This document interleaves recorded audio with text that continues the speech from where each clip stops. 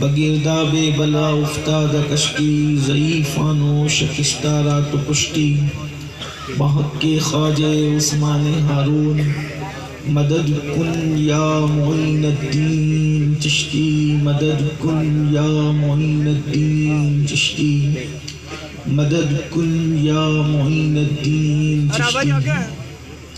انتہائی احترام و عقیدت کے ساتھ اپنے اور ساری کائنات کی مرکز عقیدت، انیس بے کساں چارہ ساز درد منداں، ہم غریبوں کے غم گسار، ہم فقیروں کی ثروت، شہریار ارم تاجدار حرم نوبہار شفاعت، شب اسرا کے دولہا نوشے بزم جنت، دانائے سبل مولائے کل ختم الرسل، خسرو خوباں سیاح لامکاں وجہ کل فقاں، در اللہ المکنون سر اللہ المخزون، عالم ما کانا وما یکون، آب و گل انبیاء جان و دل اصفیاء، مطلع ہر سعادت مقطع ہر سیادت، خلاصہ کائنات فخر موجودات، حضور احمد مجتبی محمد مصطفیٰ، ارواحنا فدا صلی اللہ تعالی علیہ وآلہ وصحبہ وبارک وسلم کی بارگاہ بے کس پناہ میں جس طریقے سے پڑھاؤں بلند آواز سے میرے ساتھ مل کر پڑھیں۔ الصلاۃ والسلام علیک یا رسول اللہ، اور بلند آواز سے عشق و مستی میں ڈوب کر پڑھیں۔ الصلاۃ والسلام علیک یا نبی اللہ، الصلاۃ والسلام علیک یا حبیب اللہ، وعلی آلک واصحابک یا نور اللہ، صلی اللہ تعالی علیہ وسلم۔ خواجہ ہند وہ دربار ہے اعلیٰ تیرا، خواجہ ہند وہ دربار ہے اعلیٰ تیرا، کبھی محروم نہیں مانگنے والا تیرا، کبھی محروم نہیں مانگنے والا تیرا۔ آج کی یہ محفل معین ملت والدین ہند الولی نائب نبی فی الہند حضرت سیدنا خواجہ غریب نواز معین الدین چشتی حسن سنجری ثم اجمیری رضی اللہ تبارک و تعالی عنہ کی یاد میں انعقاد پذیر ہے۔ اللہ تبارک و تعالی ہم سب کی حاضری کو شرف قبولیت عطا فرمائیں، اور جس آیہ کریمہ کی تلاوت کی گئی ہے اللہ تبارک و تعالی اس کے متعلق مجھے حق کہنے اور آپ سب کو حق سن کر اس پر عمل کرنے اور اسے عام کرنے کی توفیق عطا فرمائے۔ اللہ پاک قرآن مقدس میں ارشاد فرماتا ہے، یا ایھا الذین آمنوا اتقوا اللہ، اے ایمان والو اللہ سے ڈرو۔ پہلے نمبر پر اللہ رب العزت کا فرمان ہے اللہ سے ڈرو، اور پھر دوسرے نمبر پر وَكُونُوا مَعَ الصَّادِقِينَ، اور جو اس کے سچے بندے ہیں ان کے ساتھ ہو جاؤ۔ قرآن مقدس میں جگہ جگہ اللہ رب العزت نے اللہ سے ڈرنے کا حکم دیا ہے، بلکہ جتنا حکم اللہ سے ڈرنے کا آیا ہے اتنا حکم کوئی اور قرآن مقدس کے طالب علم کو نظر نہیں آتا۔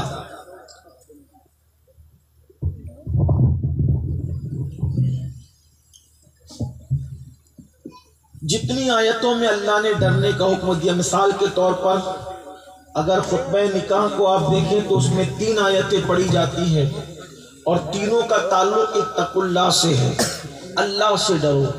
اسی طریقے سے ایک مقام پر فرمایا یا ایھا الذین آمنوا اتقوا اللہ، وَلْتَنْظُرْ نَفْسٌ مَا قَدَّمَتْ لِغَدٍ کہ اے ایمان والو اللہ سے ڈرو اور قیامت کے دن کے لیے کیا بھیج رہے ہو اس سلسلے میں فکر کرو.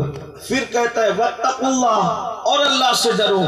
ان اللہ کان علیکم ان اللہ کان اللہ پاک فرماتا ہے وَاتَّقُوا اللَّهَ ان اللہ تعالی خبیر بما تعملون. اور کما قال اللہ پاک ارشاد فرماتا ہے کہ کل کے لیے کیا بھیج رہے ہو وَلْتَنْظُرْ نَفْسٌ مَا قَدَّمَتْ لِغَدٍ وَاتَّقُوا اللَّهَ ان اللہ خبیر بما تعملون کہ اللہ سے ڈرو کہ کل کے لیے کیا روانہ کر رہے ہو. پھر اللہ سے ڈرو اور اللہ تمہارے اعمال کی خبر رکھتا ہے. پھر ایک مقام پر فرماتا ہے کہ یا ایھا الناس اتقوا اے لوگو اللہ سے ڈرو. یعنی اللہ سے ڈرنے کی بات پورے قرآن میں جگہ جگہ بار بار کی جا رہی ہے. وجہ کیا ہے؟ اس لیے کہ سارے تقوی کی بنیاد اور ساری نیکی کی بنیاد اور ساری پرہیزگاری کی بنیاد اللہ کا ڈر ہے، تقوی ہے، اللہ رب العزت کا خوف ہے، اللہ کی خشیت ہے. اس لیے کہ جو اللہ سے ڈرے گا وہ کبھی ناپ تول میں کمی نہیں کر سکتا. جو اللہ سے ڈرے گا وہ چیزوں میں ملاوٹ کر کے بیچ نہیں سکتا. جو اللہ سے ڈرے گا وہ کبھی جھوٹی قسم نہیں کھا سکتا. جو اللہ سے ڈرے گا وہ کبھی ماں باپ کی نافرمانی نہیں کر سکتا. جو اللہ سے ڈرے گا وہ کبھی پڑوسی کی حق تلفی نہیں کر سکتا. جو اللہ سے ڈرے گا وہ کبھی چھوٹوں پر شفقت سے روک نہیں سکتا، یعنی چھوٹوں پہ ظلم نہیں کر سکتا. جو اللہ سے ڈرے گا وہ بڑوں کا احترام کرے گا. جو اللہ سے ڈرے گا وہ نبی کی تعظیم کرے گا. جو اللہ سے ڈرے گا وہ ولیوں سے محبت کرے گا. جو اللہ سے ڈرے گا وہ کبھی نشے کے قریب نہیں جائے گا. جو اللہ سے ڈرے گا وہ کھڑے ہو کر استنجا کرنا تو دور کی بات ہے، وہ کھڑے ہو کے پانی پینے کی ہمت نہیں کرے گا. یعنی اللہ کا ڈر جو ہے سارے تقوی کی بنیاد ہے، ساری پرہیزگاری کی بنیاد ہے. اسی لیے اللہ رب العزت نے جگہ جگہ پورے قرآن میں سب سے زیادہ اگر کوئی حکم دیا ہے تو اپنے سے ڈرنے کا حکم دیا ہے، یعنی اللہ کی خشیت کا حکم دیا ہے. اور یاد رکھنا جب انسان اللہ سے ڈرنے لگتا ہے، جب انسان کے دل میں اللہ کا خوف پیدا ہو جاتا ہے تو پھر وہ جرائم کے اڈوں کو چھوڑ کر، وہ گناہوں کے اڈوں کو چھوڑ کر خدا خانے کو آباد کرنے لگتا ہے. اب آپ سوچتے ہوں گے ہر انسان تو اللہ سے ڈرتا ہے، ہر مسلمان تو اللہ سے ڈرتا ہے. تو یاد رکھنا اللہ سے ڈرنے کا یہ مطلب نہیں کہ انسان زبان سے کہہ دے کہ میں اللہ سے ڈرتا ہوں اور اس کے بعد قصہ تمام ہو جائے. نہیں، اللہ سے ڈرنے کا مطلب کیا ہے یہ خاص بات ہے. اللہ سے ڈرنے کا مطلب یہ ہے کہ جس چیز سے اللہ نے منع کیا ہے اس سے رک جاؤ. یہ اللہ سے ڈرنے کا مطلب ہے. کیا ہم اللہ سے ڈرتے؟ اب بتاؤ. اللہ سے ڈرنے کی دو علامتیں ہیں. جس چیز سے اللہ نے منع کیا اس سے رک جاؤ، اور جس کام کرنے کا اللہ نے حکم دیا وہ کرو. یہی اللہ سے ڈرنا ہے. اگر کوئی روتا ہے کہ میں اللہ سے ڈرتا ہوں، اس کا رونا معتبر نہیں اس وقت تک جب تک کہ وہ اللہ رب العزت کی منع کی ہوئی چیز سے رک نہ جائے اور اللہ جس کام کا حکم دیتا ہے اس پر عمل نہ کرے. آئیے اب ہم اس کٹہرے میں اپنے آپ کو کھڑا کر کے خود سوچیں قرآن کی عدالت میں کیا ہم اللہ سے ڈرتے ہیں؟ اگر اس اصطلاح کے اعتبار سے دیکھا جائے تو کتنے لوگ اس سے نکلیں گے؟